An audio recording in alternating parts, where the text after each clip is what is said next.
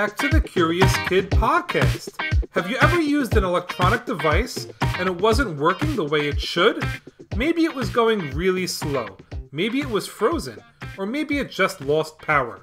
It could be really frustrating when that stuff happens, but it's usually not dangerous. This week, we are going to learn about something we all see just about every day that is powered by electricity, and if it doesn't work, it could be really dangerous. Any guesses what I'm talking about? Mailbag! Mailbag! We're one of your Patreon supporters because we love your podcast. I like when you get curious about everything and the Great Sibling Showdown. Can you get curious about traffic lights, construction, or houses? Parker and Alex from Chandler, Arizona. Parker and Alex, we can't thank you enough for supporting the podcast on Patreon. You are the first listeners to fill out the new episode topic suggestion form to let us know what you want to get curious about. You have amazing topic suggestions, and we are pumped to get curious about traffic lights for you this week. We are going to learn so much about traffic lights. From a very young age, we learned that green means go and red means stop. But I've wondered how those colors were selected to mean those things. We're going to find out in just a moment. But first, what's the question of the week? The tallest traffic light in the world can be found in Syracuse, New York. The question of the week is, how tall is the tallest traffic light? While you're thinking about the answer, let's go back in time about 160 years to learn about the history of the traffic light.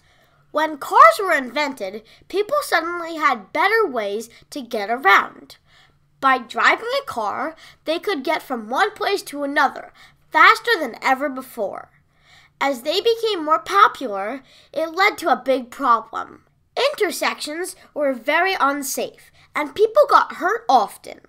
Cars, horses, and people sometimes tried to cross intersections at the same time, leading to collisions.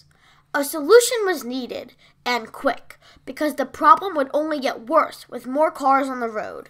The first traffic light in the world was installed at Parliament Square in London, England in 1868. It was much different than the traffic lights we see today.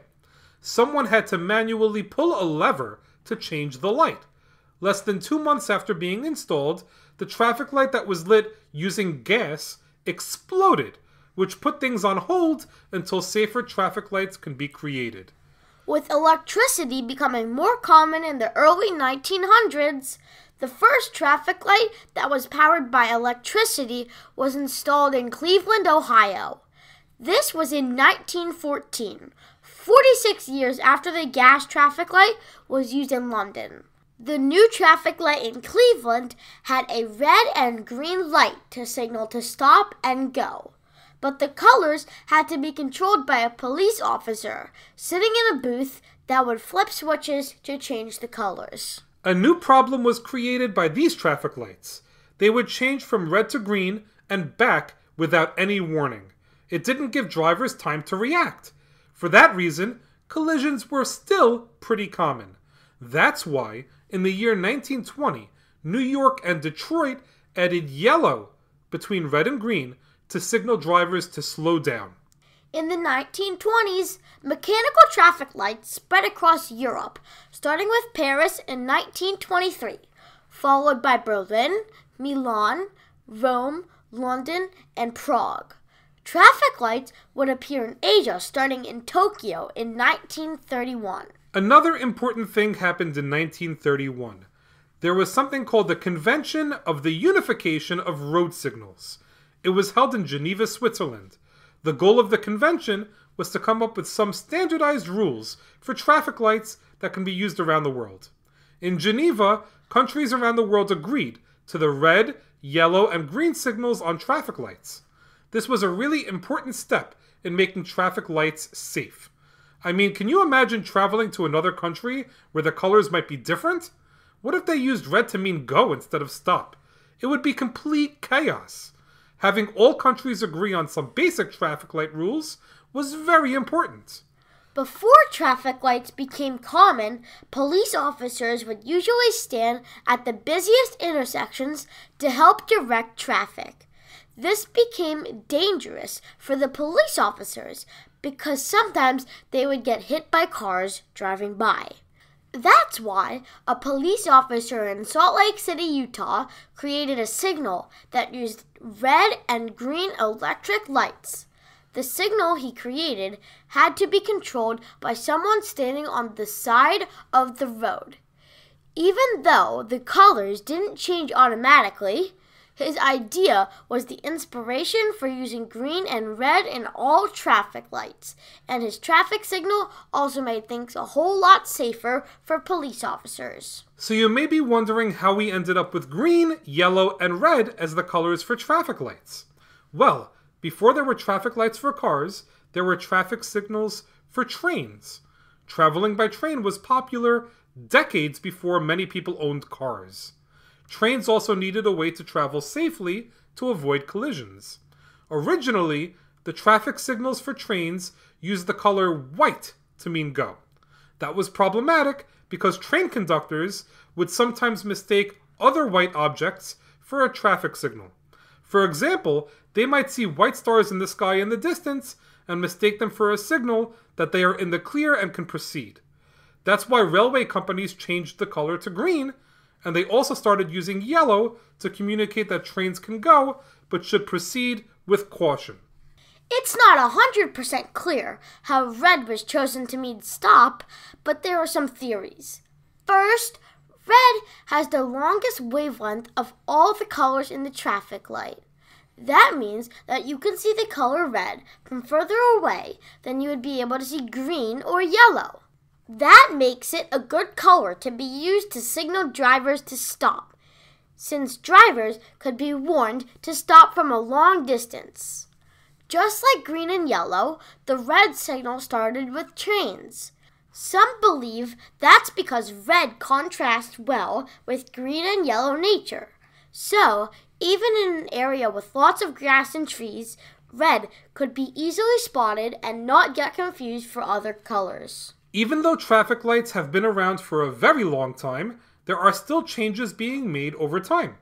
One of the newest developments is a flashing yellow arrow. These arrows let drivers know that a left turn could be made carefully by yielding to oncoming traffic and pedestrians. My little brother Noah was absolutely obsessed with vehicles and traffic signals when he was younger. He uncovered some truly amazing facts about traffic lights that are going to shock and amaze. Without any more delay, here is Noah with 5 unbelievable facts you need to know about traffic lights. Fact number 1. Lots of people might think they are unlucky because all lights for them seem to turn red. In most places, lights are actually synchronized to prevent this. That means that the drivers that keep a steady speed will usually catch a bunch of green lights in a row, creating a green wave of traffic lights. Fact number 2. Many emergency vehicles are able to communicate with traffic lights. They don't actually talk to each other, but lots of emergency vehicles have an emitter on the dashboard that signals traffic lights to turn green as they approach. That allows them to respond to emergencies quicker. I need to get one of these emitters for my mom and dad because they sound awesome. Fact number 3. Traffic lights usually only need to be replaced every 10 to 20 years. The oldest traffic light that is still working was installed in 1932. So, it's been working for almost 100 years now. It's located in Asheville, Ohio. It also looks a bit different because it's silver and it's in the shape of an egg. Fact number 4. There's a city in Iceland that uses very unique red lights. Instead of having red circles lit up on their traffic lights, they have red hearts. The purpose of the hearts is to cheer people up so they don't get upset that they have to stop. That's adorable. Fact number 5. The worst traffic light in the world might be a traffic light found right here in New Jersey. There's a traffic light in West Milford, New Jersey, which is red for 57 minutes every hour. That's because it stays red for 2 minutes and 15 seconds each time it's red, but when it turns green, it only stays green for 8 seconds. That is absolutely ridiculous. Evidently, this pattern only exists during rush hour, when the intersection is busy and dangerous. During all the other times, the green light lasts a little bit longer. Oh my goodness. We totally have to avoid that intersection, which is the corner of Clinton Road and Route 23 in West Milford. Thanks for those amazing facts, Noah. All right, there is one more crazy traffic light fact to reveal, and it's the answer to our question of the week. The tallest traffic light in the world is in Syracuse, New York. How tall is the traffic light? That traffic light stands at 56 feet, or 17 meters tall. It's not the only unusual traffic light in Syracuse. There is another traffic light that is upside down. Well, maybe it's not really upside down, but it appears that way because the green light is on the top and the red light is on the bottom. That's because the community where the traffic light stands is an Irish community. In the early 1900s, they took offense to the standard traffic light with red on top and green on the bottom because red was associated with Britain and green was associated with Ireland. For that reason, they wanted green to be on the top. Some people actually threw rocks at the red light to break those lights because they didn't want the color red above green. The city officials eventually decided to install a traffic light with green on the top and red on the bottom, and it still stands in Syracuse at the top of Tipperary Hill. Of course, we should say that breaking things is generally a bad way to resolve issues, but we wanted to share the story of the upside-down traffic light because it's interesting. Well, that's a wrap for this week's episode.